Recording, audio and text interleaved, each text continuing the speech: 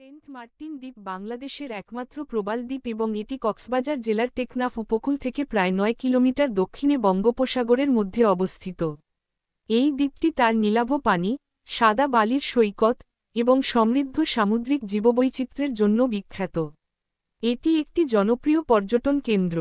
এই দ্বীপের আয়তন প্রায় ৮ বর্গ কিলোমিটার, তবে ভাটার সময় দ্বীপের আকার কিছুটা বাড়ে। দ্বীপটি প্রধানত মৃত প্রবাল দ্বারা গঠিত, যার কারণে এটি নারিকেল জিঞ্জিরা নামেও পরিচিত। এখানে নানা প্রজাতির সামুদ্রিক প্রাণী, শামুক, ঝিনুক ও প্রবাল পাওয়া যায়। এই দ্বীপে লোকবসতি প্রায় ১০,০০০ মানুষের বাস। তারা মূলত মাছ ধরা ও নারকেল ব্যবসার সঙ্গে যুক্ত। এই দ্বীপের প্রধান আকর্ষণ দ্বীপের পরিষ্কার নীল পানির সমুদ্র এবং শান্তিপূর্ণ পরিবেশ পর্যটকদের মুগ্ধ করে। ভাটার সময় জেগে ওঠা এই ছোট চরটি ভ্রমণকারীদের কাছে খুব জনপ্রিয়। দ্বীপের পূর্ব এবং পশ্চিম দিক থেকে সূর্যোদয় ও সূর্যাস্ত দেখতে অসাধারণ।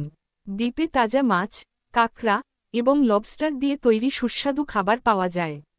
ছোট নৌকা বা ট্রলারে করে আশপাশের এলাকায় ভ্রমণের সুযোগ রয়েছে।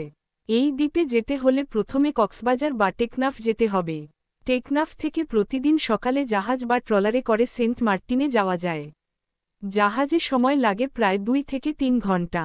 দ্বীপটি পরিবেশগতভাবে সংবেদনশীল, তাই পর্যটকদের পরিবেশ রক্ষার দায়িত্ব নিতে হবে। প্রবাল বা সামুদ্রিক প্রাণী ক্ষতিগ্রস্ত করা নিষিদ্ধ। বিদ্যুৎ সরবরাহ সীমিত, তাই প্রয়োজনীয় জিনিস সঙ্গে রাখা ভালো। সেন্ট মার্টিন প্রকৃতিপ্রেমী ও ভ্রমণপিপাসুদের জন্য একটি স্বর্গতুল্য স্থান।